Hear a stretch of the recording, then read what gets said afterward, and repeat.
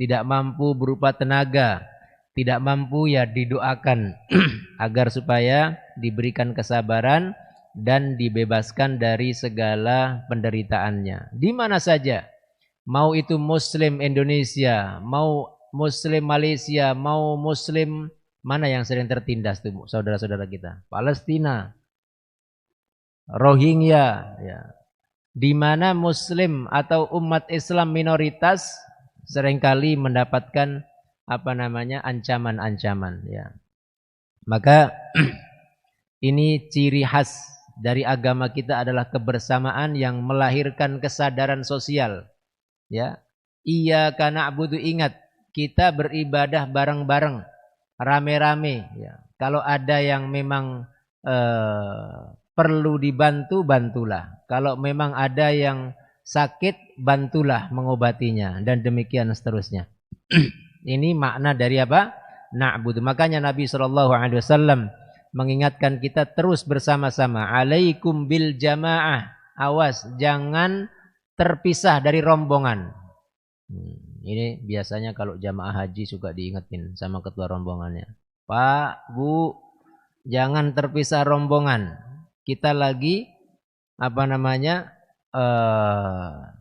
berada di tempat yang asing. Kita nggak pernah tahu di sini. Saya mah tahu, saya udah pernah ke sini. Hilang beneran ternyata. Bener ya Pak ya? Iya. Di sana bayangkan semua orang pakaiannya sama. Ya. Kayak di Arafah itu, biarpun areanya tidak besar, ya, tapi pakaiannya sama. Ya. Kemudian kadang-kadang kita nggak bisa bahasanya.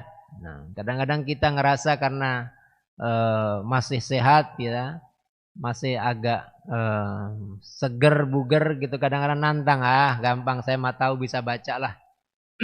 Mana arah ini, mana tempat ini, ya. Ternyata tersesat juga. Ya, maka jangan terpisah dari rombongan, kata Nabi. Alaikum bil jamaah. Hendaklah kalian berjamaah.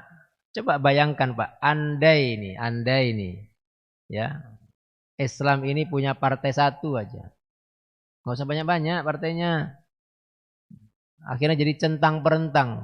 Yang ini punya kepentingan, ini punya kepentingan, ini punya kepentingan. Akhirnya yang diperjuangkan bukan agamanya, tapi yang diperjuangkan partainya. Benar apa enggak nih? Kenapa banyak-banyak mesti bikin? Coba satu partai semua bersatu, udah nggak ada yang bisa ngalahin umat Islam. Mayoritas. Kok bisa mayoritas seperti rasa minoritas? Kok bisa? Karena umat Islam tidak mau apa tadi? Bersatu dan berjamaah. Maka pesan Nabi SAW kepada kita, alaikum bil jamaah. Hendaklah kalian selalu berjamaah. Berjamaah ini maksudnya hidup bersama-sama. Ya. Fa innama ya'kulu dhi'bu minal ghanamil qasiyah. Kata Nabi SAW, karena serigala hanya akan makan domba yang sendirian. Ya. Kita kalau memisahkan diri dari rombongan, maka kita berada dalam bahaya. Ya, bahaya. Saudara-saudara kita yang berada di perkampungan-perkampungan yang seringkali tidak tersentuh oleh tablik dan dakwah, tidak teropeni oleh para pegiat dakwah. Mereka rentan sekali. Datang orang bawa Indomie, datang orang bawa apa? Bawa beras, bawa sembako, ya. Sehari, 2 hari, sebulan, 2 bulan, setahun, 2 tahun, Pak, Bu, besok ngambilnya di gereja ya. Datang nggak ke gereja? Datang ke gereja. Lama-lama sebentar ya Bu, nanti pembagiannya setelah nyanyi-nyanyi. Nyanyi-nyanyi dulu. Ibadah mereka, orang-orang Kristen. Akhirnya lama-lama familiar tuh nyanyinya di telinga orang Islam. Wah, udah biasa aja lah akhirnya. Akhirnya lama-lama masuk Kristen. Enakan jadi orang Kristen, kenyang perutnya. Orang Islam lapar mulu katanya. Ya karena umat Islam gak mau berjamaah. Ya. Tidak mau memiliki kesadaran sosial ini. Nah, ini yang diingatkan oleh Nabi sallallahu alaihi wasallam. Agama kalian ini adalah agama kebersamaan, ya. Iyyaka na'bud.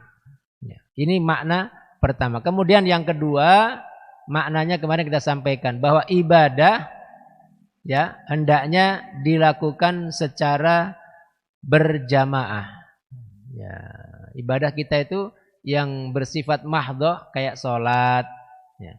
Kayak puasa, zakat, haji, itu semua dilakukan secara berjamaah. Ini kita di salat subuh berjamaah. Nikmat apa enggak salat subuh berjamaah? Nikmat, ya. Salat fardu dilakukan secara berjamaah. Ya. Kenapa?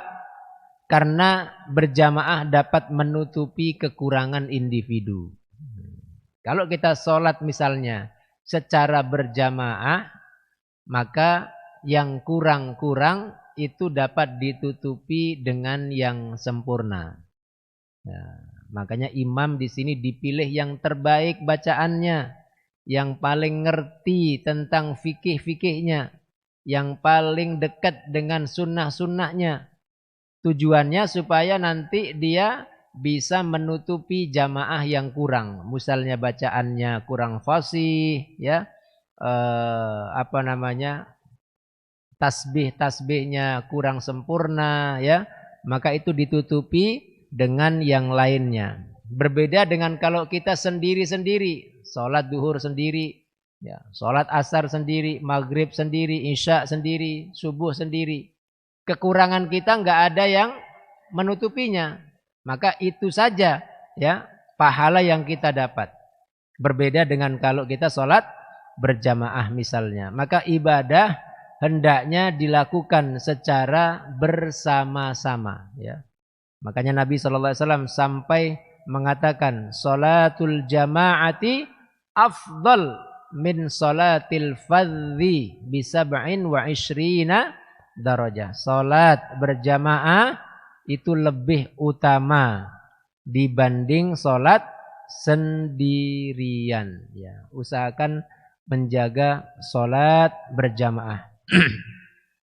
Kemarin kita sempat ditanya oleh Yang Mulia Bapak Rajudin terkait dengan sholat ini. Kita diperintahkan oleh Rasulullah SAW ya untuk melakukan sholat berjamaah. Tapi kenapa tidak semua sholat? Misalnya sholat isyraq kemarin ya, sholat duha, sholat sunnah, ya, sholat rawatib tidak dilakukan secara apa? Berjamaah. Yang diperintahkan oleh Rasulullah SAW, sholat berjamaah adalah sholat fardu.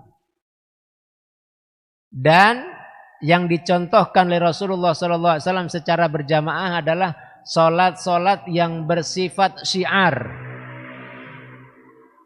Seperti sholatul Id. Nah itu sholat syiar. Yang memperlihatkan apa? Kegembiraan, kebahagiaan. Dilakukan secara berjamaah. Senang itu rame-rame. Sholat syiar tapi karena kesedihan. Misalnya sholat apa? Jenazah, ya. Kemudian sholat gerhana. Gerhana itu kesedihan. Nabi SAW ketika masih hidup pernah terjadi gerhana. Beliau lalu bersegera memanggil para sahabat untuk menunaikan sholat di musola. Nah, di musola ya, bukan di masjid karena orang banyak. Di tempat lapang, musola itu artinya tanah lapang yang dipilih khusus oleh Nabi untuk melakukan sholat-sholat yang bersifat syiar tadi. Ya, disebutnya apa? Musola. Jadi musola itu kalau ini masjid. Kalau yang kecil-kecil juga musola sebenarnya karena ada fisik bangunannya. Ya, hanya masjid ini kemudian nanti dibagi menjadi dua. Ada masjid jami'. Ada masjid ghairu jami'. Masjid jami' itu masjid yang dipakai sholat 5 waktu termasuk Jumat. Jami'. Ada masjid ghairu jami'. Masjid yang dipakai sholat 5 waktu tapi tidak dipakai sholat Jumat. Yang kita sebut dengan musola itu. Ya. Itu namanya sebenarnya apa? Masjid juga. Tapi ghairu jami'. Nggak ada mimbarnya. Karena bangunannya tidak besar. Tapi disebutnya sebenarnya apa? Masjid juga. Boleh kita itikaf di situ, boleh kita itikaf di situ. Masuk ke situ juga kita disunnahkan tahiyatul masjid. Sehingga tidak ada harusnya pertanyaan Ustadz, kalau saya masuk musola ada nggak tahiyatul musola? Karena kita salah mendefinisikan dari awal nih. Musola itu nggak ada. Namanya tahiyatul musola. Yang ada tahiyatul masjid. Kenapa? Karena musola itu tanah lapang. Tanah lapang yang tidak ada fisik bangunannya. Yang dipakai oleh Nabi dulu untuk sholat id. Untuk sholat istisqa, minta hujan. Untuk sholat gerhana, khusuf. Ya. Pokoknya sholat-sholat yang bersifat kolosal, yang di situ mohon maaf kaum perempuan yang datang bulan sekalipun boleh datang dan diperintahkan untuk datang, tapi tidak sholat. Itu bolehnya di mana? Di musola. Apa tadi musola? Tanah lapang yang tidak ada temboknya, tidak ada atapnya. Yang di situ orang suci nggak suci boleh di situ. Makanya orang-orang perempuan yang haid ini kadang-kadang salah dijadikan dalil kalau pengajian di musola istilah kita itu orang haid silakan datang nggak apa-apa karena ini musola. Oh keliru ini. Ya orang junub nggak apa-apa diam di musola. Yang nggak boleh itu di mana? Di masjid. Ini keliru Pak. Ya. Semua yang ada di negeri kita ini, yang ada fisik bangunannya namanya apa? Masjid. Ya, namanya masjid. Cuman masjid dibagi 2. Namanya masjid jami'. Kayak masjid kita ini, gagah bener nih masjid kita. Namanya jami', ada mimbarnya, ada Jumatnya. Ada masjid ghairu jami', masjid yang ghairu jami', yang tidak dipakai sholat Jumat. Maka hukumnya sama.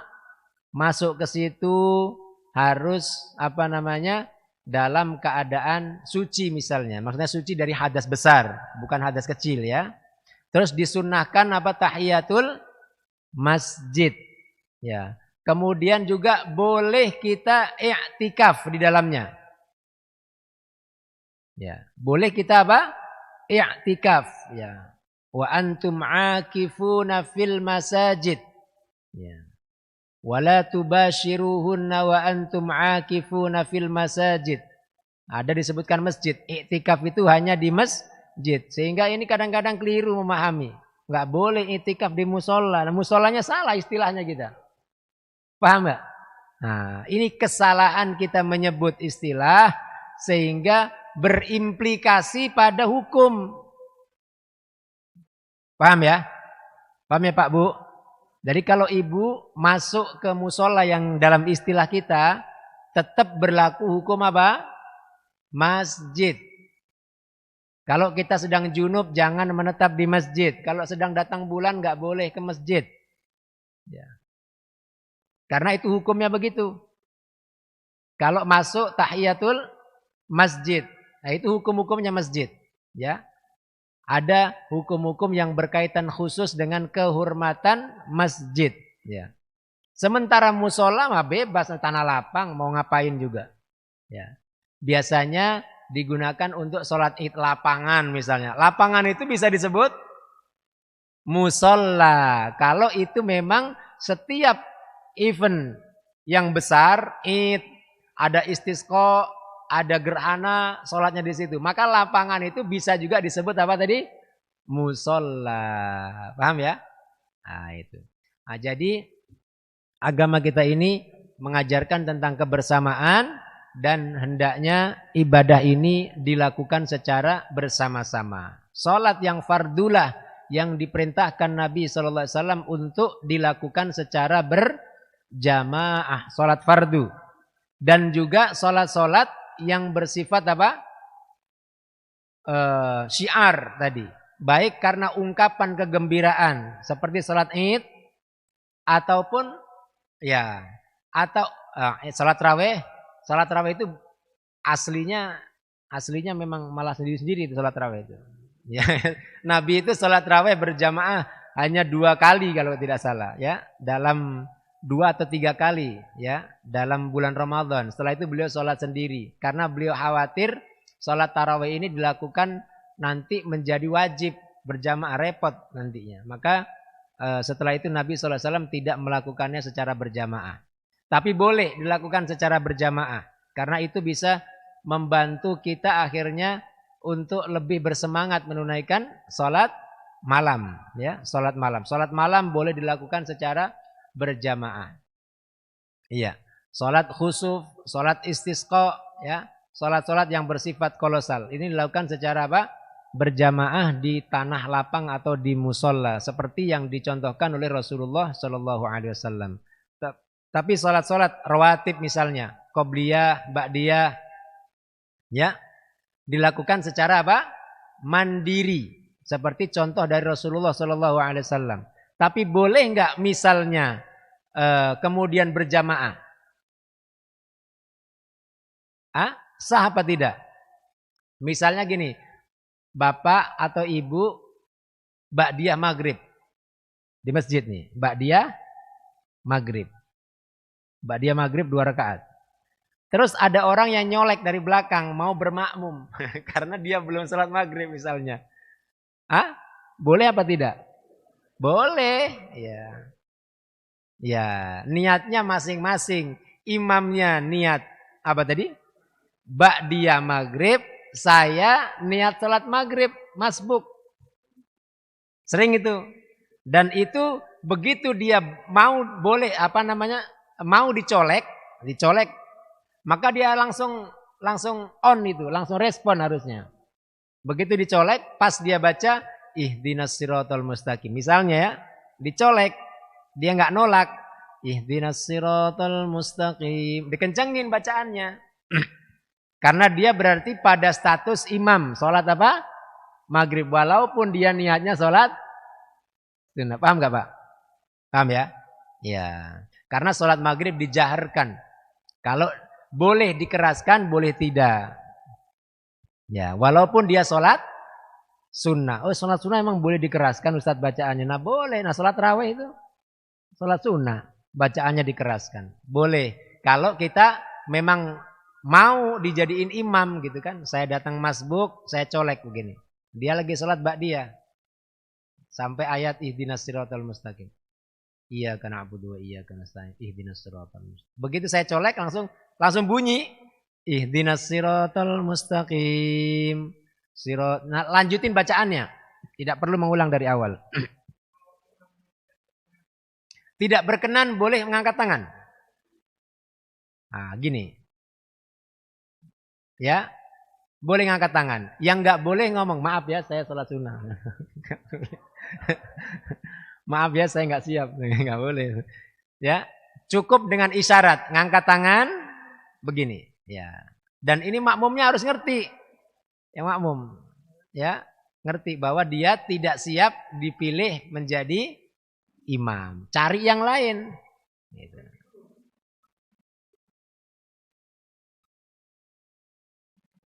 Kan kita nyolek nih Pak. Nyolek. Kalau paham nih imamnya misalnya saya nggak mau dijadiin imam. Karena saya sholat sunnah misalnya ya. Maka dia begini. Nah ketika mengangkat tangan ini. Si orang yang mau bermakmum tadi. Kudu ngerti. Berarti dia tidak mau dijadikan imam. Jangan dipaksa. Gitu. Ngapain sih lo pakai angkat-angkat tangan? Ya. Atau begini. Ya, boleh pakai isyarat yang bisa memahamkan orang yang mau ngikut tadi. Tanpa kita keluar dari sholat. Gerakan dalam sholat itu boleh. Yang tidak boleh itu apa? Bicara. Itu nggak boleh itu Pak. Bergerak dalam sholat itu boleh. Paham nggak Pak? Bapak sedang berjamaah. Ini dalam kondisi normal ya. Di depan Bapak ada soft kosong. Boleh nggak maju? Boleh nggak bergeser ke samping? Geser ke kiri? Boleh. Yang tidak boleh bicara. Sholat depan pintu. Iya Bu ya. Suami datang. Assalamualaikum. Buka aja pintunya, keren. Tetap dalam sholat, jangan lanjutin sholat. Kita dalam sholat ini. Bergerak, asal jangan baca. Pulangnya telat amat sih. Nah itu gak boleh Bang. Ngomong. Yang gak boleh ngomong.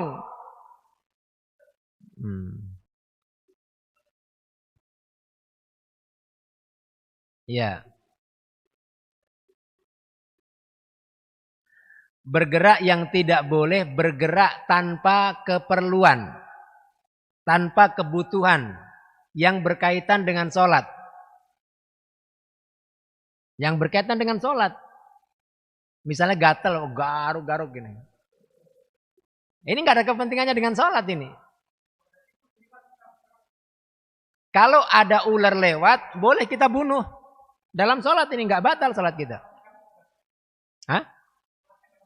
Enggak batal. Ya, asal jangan bicara. Buset, ada tikus lewat ini. Batal sholat kita. Nah, termasuk yang sekarang ini mungkin ya, yang paling sering terjadi, mohon maaf, handphone.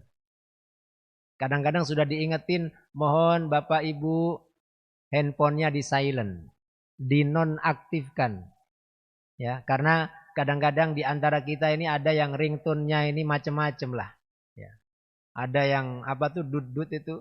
Dangdut lah, ada yang apa macam-macam ya, la haula wala quwata. Masuk masjid, begitu lagi sholat, ada yang nelpon, bininya nelpon, udah kacau aja itu dah itu, ya. Terganggu nggak Pak kita Pak? Terganggu nggak?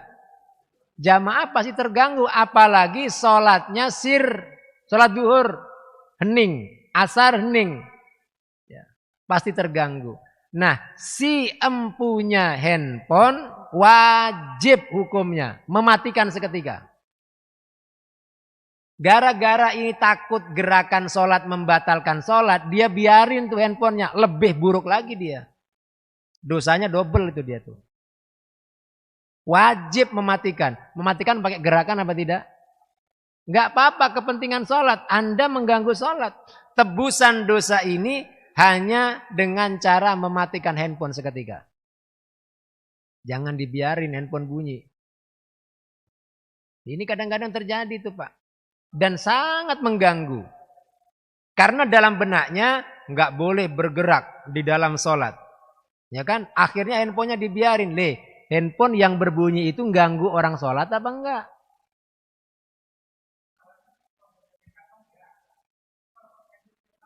Ambil di depan. Enggak apa-apa ambil. Salah sendiri kenapa taruh depan. Tebusan dosanya hanya itu. Enggak ada yang lain. Dia harus menanggung nih. Kalau dia diemin nih. Orang semua sholat yang tidak khusyuk itu dia yang tanggung. Mau nanggung? Iya. Makanya Nabi SAW dengerin ini. Hadis betul ini. Kata Nabi SAW, barang siapa yang makan bawang. Dulu orang Arab tuh makan bawang gak pakai digoreng. Bawang itu begitu dimakan aromanya sedep. Sedep di mulutnya. Kalau kita makan jengkol lah, pete mentah mungkin gitu ya. Enak gak tuh mulut kita baunya? Lagi makan enak, tapi kadang-kadang mengeluarkan aroma yang tidak enak. Kata Nabi SAW, fala yaqrabanna masajidana. Tolong jangan deket-deket masjid kami. Padahal itu makanan halal. Tapi karena mengeluarkan aroma yang tidak sedap. Kalau Anda datang ke masjid. Kemudian nanti baunya itu mengganggu orang sholat. Ini yang dihindarkan oleh Nabi SAW. Nah. Kan pesennya kan zaman dulu kan belum ada handphone Pak. Ada nggak handphone zaman Nabi? Nggak ada. Apa pesennya dari hadis ini? Ya, semua yang mengganggu kekhusyuan berjamaah hindarkan. Kaos kaki udah seminggu gak dicuci, jangan dipakai sholat jamaah. Karena yang nyium bukan hidung kita doang, yang lain juga nyium. Buset, ini kapok saya ke sholat ke sini dah, bau kaos kaki. Jangan sampai bikin orang jadi apa? Kapok. Paham gak maksudnya ini?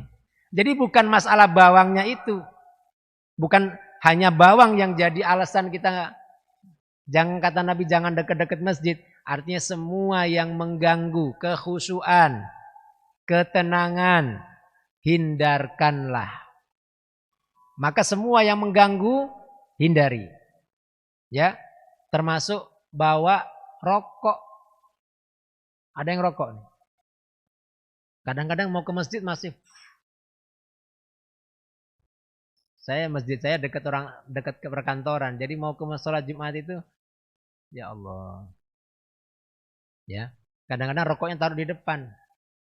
Ya. Jadi ini memang kembali kepada pemahaman kita ya tentang menghormati rumah Allah. Berani nggak kita diundang Pak Jokowi rokok taruh depan? Hah? Pernah nggak orang kita diundang sama petinggi dah? Mau jalan ke rumahnya, begitu sampai taruh rokoknya depan. Berani apa enggak? Kenapa kita lakukan itu di rumah Allah? Nabi SAW bilang, Innal malaika tata'adza mimma yata'adza minhul insan. Malaikat itu terganggu dengan apa yang bisa mengganggu manusia. Ini prinsip ini. Masjid ini tempatnya malaikat. Maka hindari hal-hal yang bisa mengganggu malaikat. Malaikat jadi nggak nyaman di sini. Bagaimana kita mengetahui hal-hal yang mengganggu atau membuat malaikat nggak nyaman? Coba pulangkan ke diri kita. Apa saja yang mengganggu manusia nih? Ternyata bau-bauan seperti tadi kata Nabi SAW, bawang, mungkin kita jengkol, itu ganggu malaikat. Malaikat gak suka itu. Maka Nabi SAW nganjurin kalau ke masjid pakai wewangian. Karena malaikat senang wewangian. Itu dasarnya itu. Innal malaika tata'adza mimma yata'adza minul insan. Sesungguhnya malaikat terganggu, terusik dengan hal-hal yang kita juga terusik. Ngukurnya gimana? Ngukurnya lihat kita. Kita terganggu apa enggak? Kalau kita terganggu, malaikat juga terganggu. Gitu cara ngukurnya. Maka ini kembali kita memuliakan dan menghormati masjid. Ini tadi kita bahas tentang apa tadi? Tentang sholat berjamaah ya, di masjid.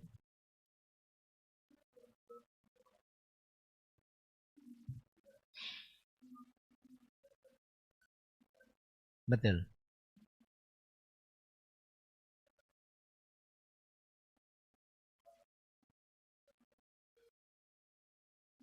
Iya. Iya. Iya. Bagus sekali. Ya, ini bagus sekali. Ini fenomena ya. Bukan fenomena tapi ini yang sering terjadi di sejumlah masjid ya. Anak-anak namanya anak-anak ya. Begitu di masjid akhirnya ya ketemunya sama anak-anak ya pasti rame ya, sehingga mengganggu orang sholat. Saya jawab dulu. Membawa anak-anak ke masjid itu boleh apa tidak? Boleh.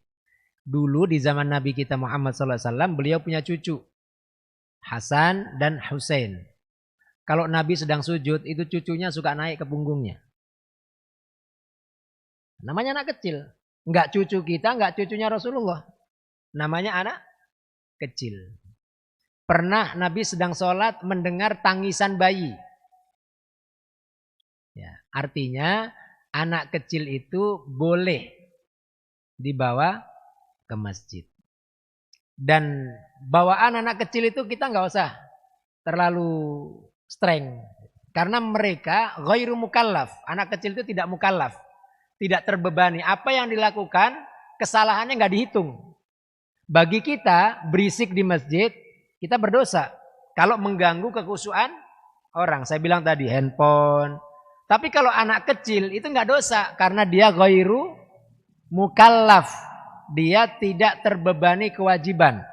Apa yang dilakukannya, kalau baik pahalanya kembali ke orang tuanya. Tapi kalau kesalahannya, dia nggak dibebani dengan kesalahan. Paham ya? Maka anak kecil mencuri itu nggak ada hukumnya. Kalau di bawah usia balik. Karena dia belum paham. Ini prinsipnya. Nah, karenanya penting bagi kita orang tua sinergi nih. Harusnya orang tualah yang memberikan contoh dan memahamkan kepada anaknya. Nah, ini masjid, bukan rumah. Ya, dia punya norma-norma yang harus kita jaga. Pahamkan tuh anak. Orang tuanya jangan ngelepas anaknya. Ini anaknya ke masjid, orang tuanya nonton bola. Ini masalah nih. Siapa yang bertanggung jawab? Orang tuanya bertanggung jawab. Ini kan yang terjadi. Anaknya disuruh ke masjid, orang tuanya ke masjid. Harusnya orang tua gandeng anaknya. Lalu berikan pengertian kepada anak. Nggak bisa langsung sekali ngerti. Terus dikasih penyadaran, pengertian. Sehingga bukan menjadi tanggung jawab rame-rame. Tanggung jawab setiap kita. Coba kalau setiap kita nuntun anaknya. Dia diem. Saya tuh ya... Anak kecil di sana kan juga banyak. Tapi nggak bikin rame tuh. Anak kecil di sana. Karena orang tuanya nuntun. Taruh sampingnya gini. Kalau kita kan dilepas Pak. Dilepas ketemu temannya rame. Terus nggak pernah dikasih tahu bahwa ini masjid. Kita aja yang gede kadang-kadang nggak ngerti juga. Nah ini masalahnya. Maka memang harus diberikan pencerahan. Kesadaran kepada para orang tua yang anaknya didorong ke masjid, jadilah bapak-bapak sebagai teladan bagi mereka. Kasih contoh. Nah ini anaknya ke masjid, bapaknya nggak ke masjid, ini jadi masalah. Maka kita semua ikut membantu ini. Jadi diberikan nasihat, peringatan, bila perlu dijewer, nggak apa-apa. Nggak apa-apa. Tapi tentu dengan kasih sayang, dengan lemah lembut, bukan dengan kebencian dan kemarahan. Karena Nabi SAW pernah juga terganggu dengan anak kecil.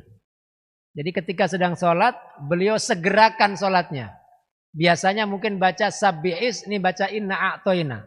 Ketika ditanya, ya Rasulullah tumben nih sholat kita cepetan nih. Kata Nabi SAW, saya mendengar suara bayi sedang menangis. Lihat tuh Nabi SAW.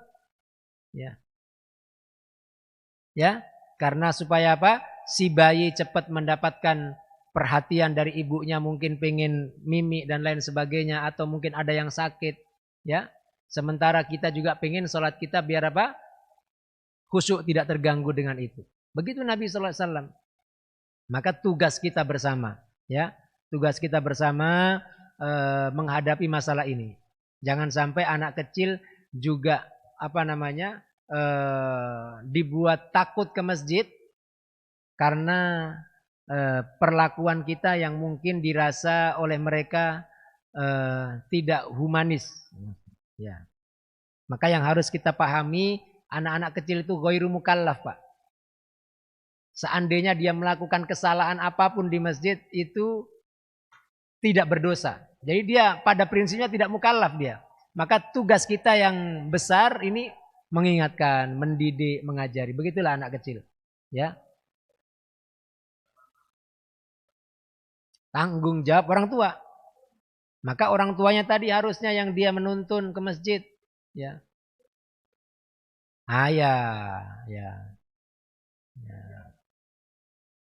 Jadi ekstra, mohon maaf, khadim masjid, pelayan masjid, jadinya punya tugas tambahan. Ya. Akhirnya juga ngurusin anak-anak. Tapi nggak apa-apa, niatkan karena Allah Subhanahu wa taala. Mereka harusnya memang lebih familiar dengan masjid. Jangan sampai menjadi anak mall karena setiap hari dibawa mall. Anak lapangan karena dibawa ke lapangan. Nggak pernah dibawa ke masjid sehingga nggak tahu tentang hukum-hukum masjid. Ya. Nah ini penting ya, syukur alhamdulillah bahwa anak-anak kita di lingkungan masyarakat kita mau ke masjid. Disuruh ke masjid masih mau. Tinggal bagaimana cara kita mendidik mereka.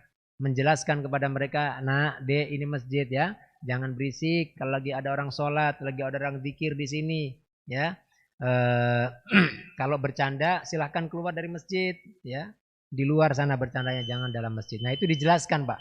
Namanya anak-anak ya, mereka tidak mengerti, tidak paham. Maka tugas orang tua dan tugas kita semua sebagai pengurus masjid.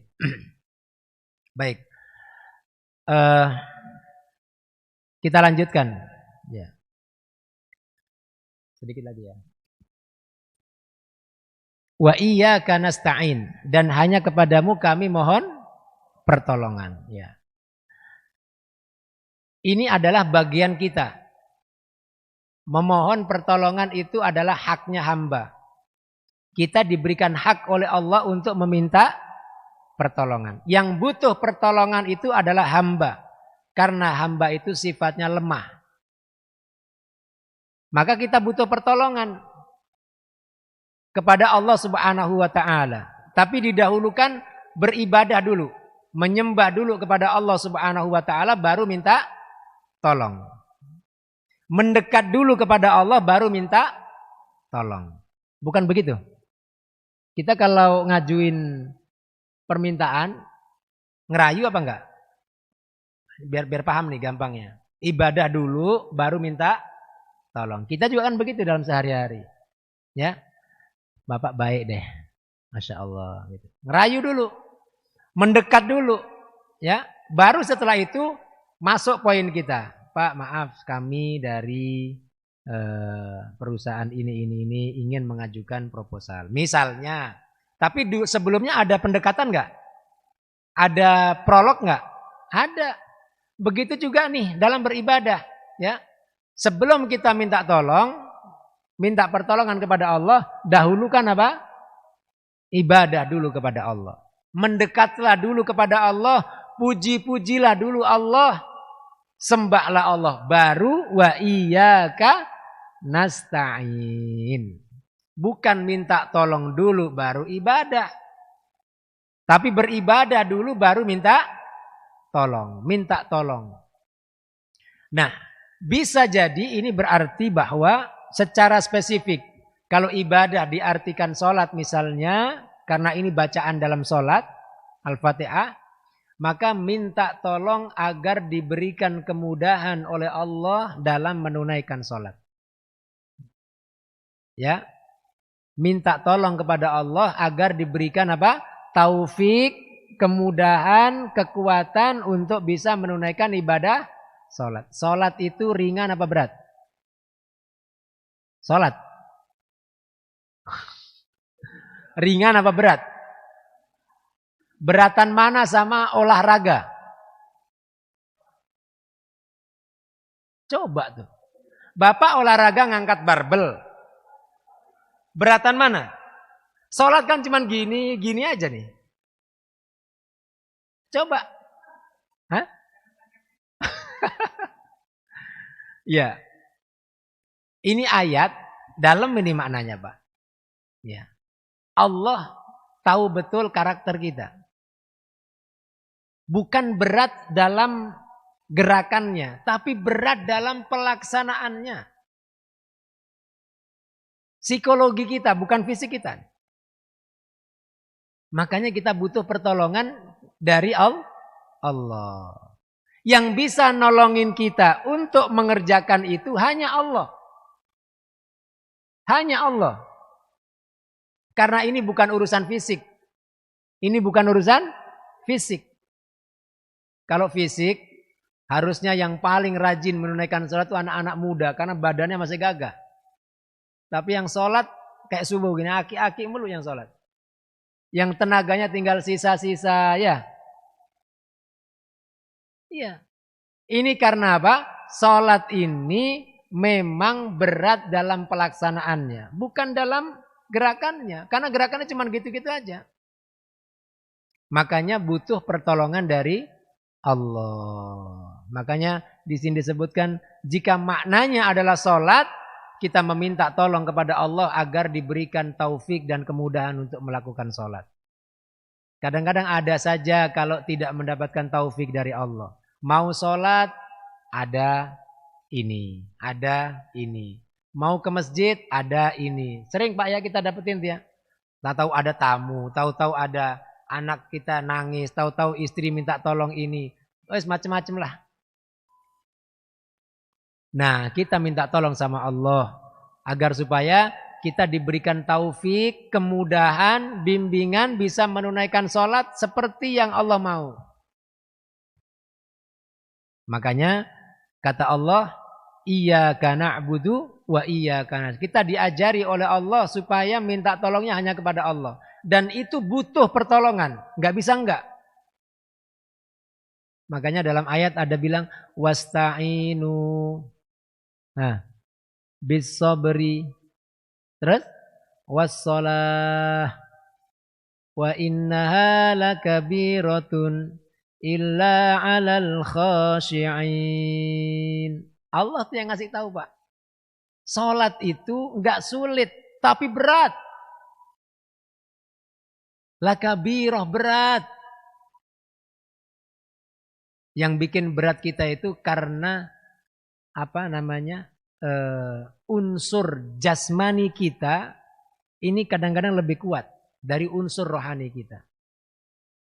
Manakala sisi jasmani kita ini ya lebih unggul, lebih dominan, itu akan membuat kita jadi berat. Tapi kalau sisi rohani kita ini lebih dominan, lebih kuat, maka akan diringankan oleh Allah Subhanahu wa taala. Nah, kata Al-Qur'an, qad aflaha man zakkaha. Maka beruntunglah orang yang mau mensucikan jiwanya. Diasah. Karena memang dalam diri kita terkumpul dua potensi yang sama. Wa nafsiu wa ma sawwaha fa'alhamaha fujuraha wa taqwaha. Di dalam jiwa kita ini terkumpul dua potensi. Potensi buruk, potensi baik. Gak bisa enggak. Begitu roh masuk jasad, udah berkumpul dua potensi ini. Begitu roh baik, jasad ini dari benda. Sifat benda apa? Sifat benda. Ya. Dua unsur ini bertemu. Maka jadilah nafs, jadi jiwa. Jiwa, nah itu potensinya tadi. Potensi buruk, potensi baik. Tugas kita apa? Kita nggak bisa membersihkan potensi buruk, nggak bisa. Selama kita masih ada di sini, potensi buruk itu ada. Jadi tugas kita itu meminimalisir potensi buruk dan mengekang potensi buruk dengan mengunggulkan potensi baik. Alias bawalah diri kita ini lebih unggul apa? Kerohaniannya. Kalau unggul kerohaniannya, maka insya Allah kita akan diberikan kemudahan oleh Allah Ta'ala. Mudah aja pokoknya. Ngelakuin kebaikan itu ringan saja. Tandanya kalau kita ringan melakukan kebaikan, alhamdulillah kerohanian kita mengungguli apa? Jasad kita. Tapi kalau sebaliknya akan jadi berat. Karena sifat benda itu ya bawah aja nih. Susah naiknya. Ya. Maka di sini perlu minta tolong dan bantuan kepada Allah Subhanahu wa taala. Iyyaka na'budu wa iyyaka nasta'in. Dan Allah Subhanahu wa taala, lihat, ketika kita disuruh minta tolong oleh Allah, minta tolongnya kepada Allah, mintalah kepada Allah. Kalau kita bahasakan minta, ya, mintalah kepada Allah. Kita kalau dihadapkan kepada orang yang super kaya, terus kita disuruh minta. Kira-kira permintaan apa yang bakal kita sampaikan? Pasti kita bingung permintaan apa ya. Setiap orang akan mengajukan permintaan sesuai dengan kebutuhannya. Betul nggak? Yang ini belum punya mobil minta. Yang ini belum punya rumah minta rumah. Allah Ta'ala ajarkan kita. Di antara permintaan terbaik Anda adalah ihdinas siratal mustaqim. Kita diberi kesempatan oleh Allah untuk minta. Ayo minta sama Allah. Nah, kalau tidak diajari oleh Allah, inilah permintaan yang terbaik, pasti di antara kita beda-beda permintaannya.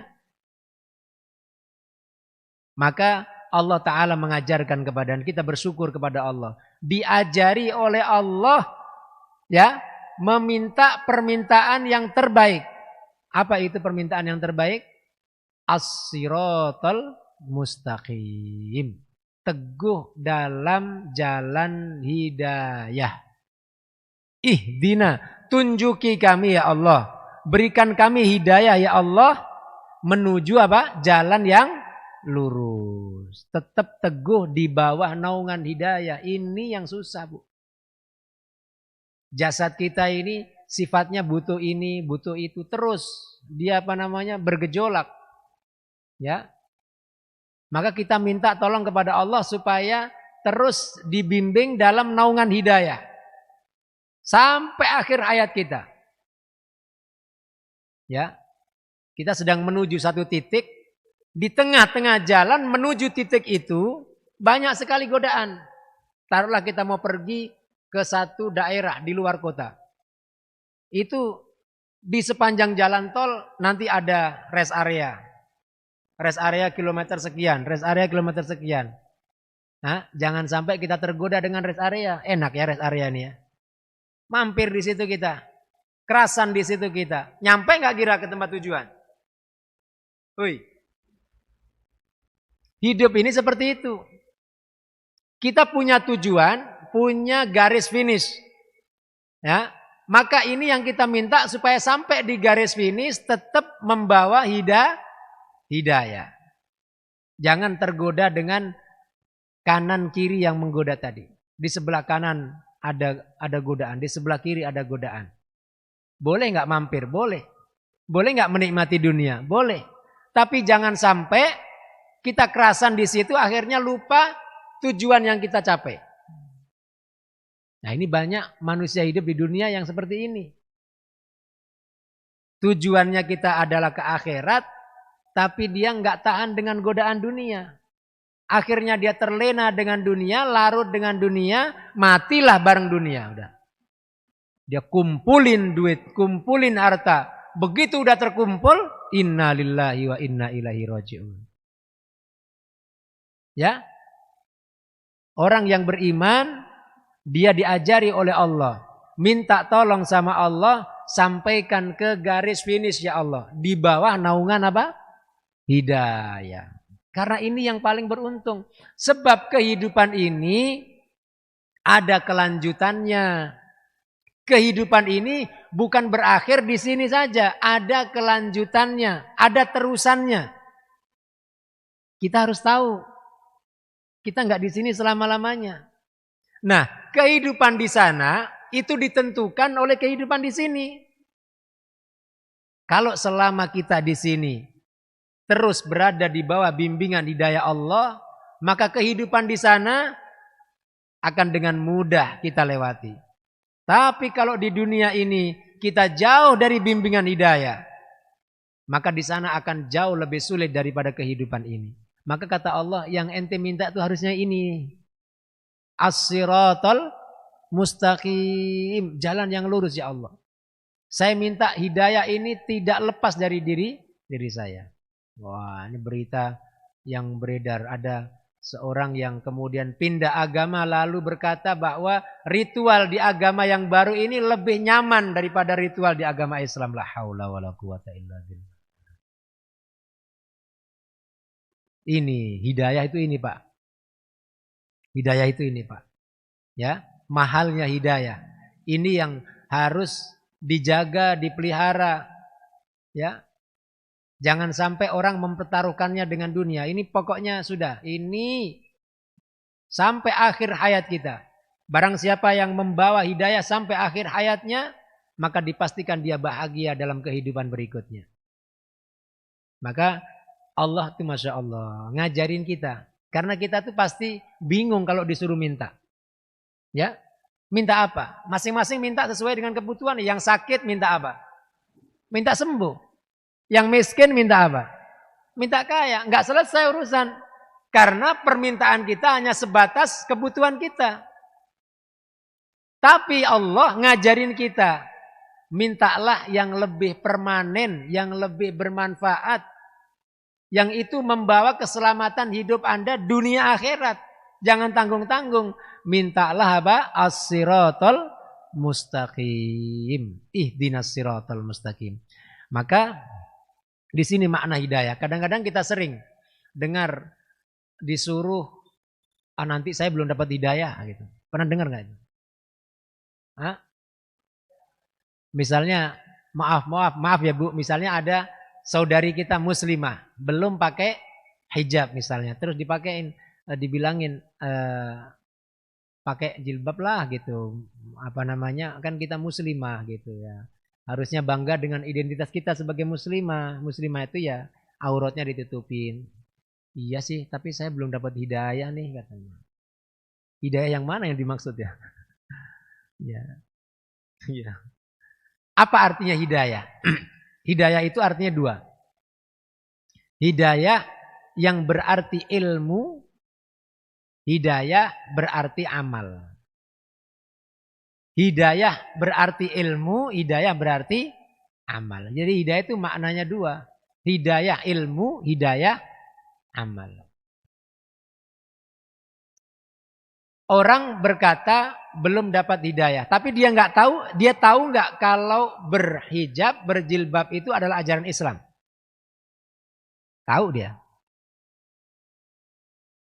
Seorang muslimah disuruh pakai, ini kita ambil contoh yang gampang aja. Tapi dia belum mau dengan alasan belum dapat hidayah. Ketahuilah bahwa hidayah itu maknanya ilmu, mengetahui. Tahu nggak dia kalau hukumnya berjilbab itu adalah perintah agama? Kalau dia tahu berarti dia sudah dapat, karena hidayah itu artinya ilmu. Dalilnya adalah, saya terlihat di sini. Surat Fussilat ayat 17. Wa amma samudu fahadainahum fastahabbul ama 'alal huda. Adapun kaum Samud kami berikan hidayah. Tapi mereka lebih memilih apa? Kesesatan ketimbang hidayah. Jadi Allah ngasih tahu, sudah kami kasih hidayah, sudah kami kasih tahu petunjuk. Nah, ya petunjuk itu hidayah. Sudah kami kasih tahu ini loh. Tapi mereka tidak menerima pengetahuan itu dan lebih memilih selainnya. Maka kata Allah itu juga sudah hidayah. Dia tahu itu artinya dia sudah dapat hidayah. Maka ini makna hidayah yang pertama, ilmu. Jangan lagi beralasan, saya belum dapat hidayah. Ente tahu nggak? Kalau ente sudah tahu, ente sudah dapat hidayah. Nah yang kedua ini namanya hidayah amal. Hidayah amal ini yang kita semua tahu bahwa Nabi itu menganjurkan sholat fardu misalnya di masjid secara berjamaah. Tapi kita berat melakukannya. Kita baru dapat hidayah ilmu, belum dapat hidayah amal. Amal ini maksudnya taufik, kemudahan, keringanan dari Allah Subhanahu wa taala. Ini yang terus ya kita upayakan. Bahwa hidayah tidak hanya terbatas ilmu, sekedar tahu. Tapi bagaimana kita mendapatkan hidayah yang sempurna, yaitu hidayah apa? Amal. Ilmu amal. Amal, beramal.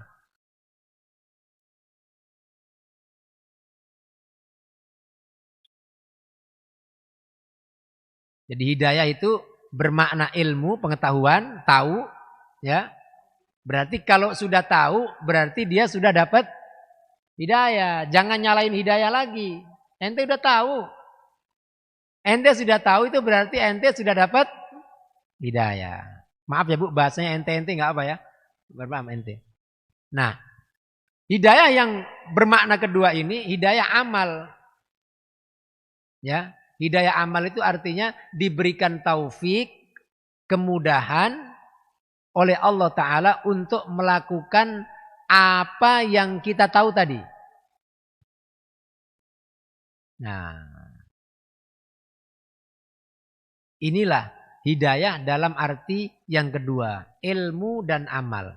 Begitu kita mendapatkannya, kita tahu sholat itu hukumnya wajib. Lalu kita mau melaksanakannya, alhamdulillah. Berarti kita dapat hidayah sempurna.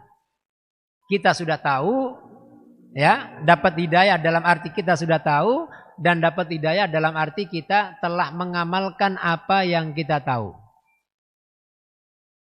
Ya, ini hidayah yang berarti ilmu dan amal. Kalau kita mau beramal, maka hidayah ini akan terus ditambah oleh Allah Subhanahu wa taala. Seperti cerita Ashabul Kahfi. Ashabul Kahfi itu orang-orang yang disebutkan dalam suratul Kahfi.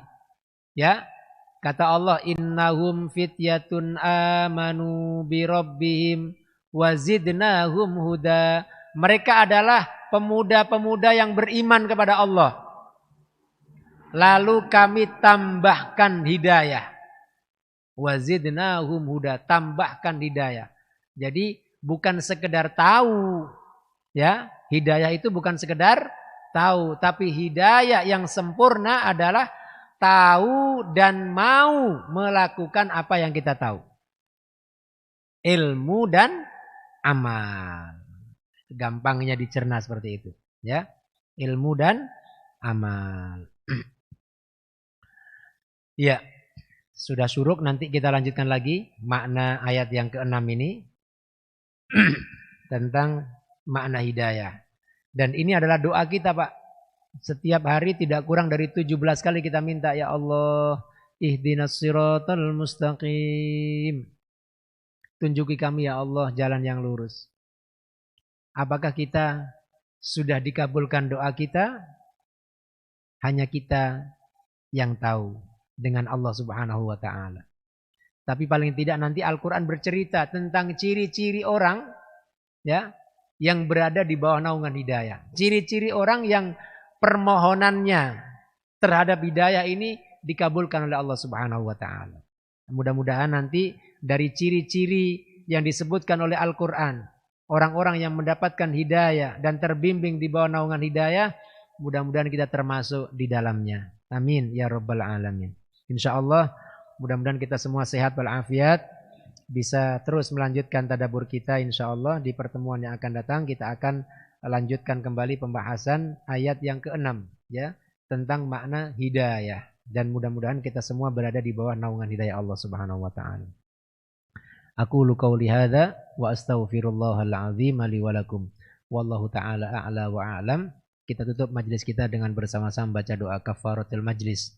Subhanakallahumma wa bihamdika asyhadu an la ilaha illa anta astaghfiruka wa atubu ilaik.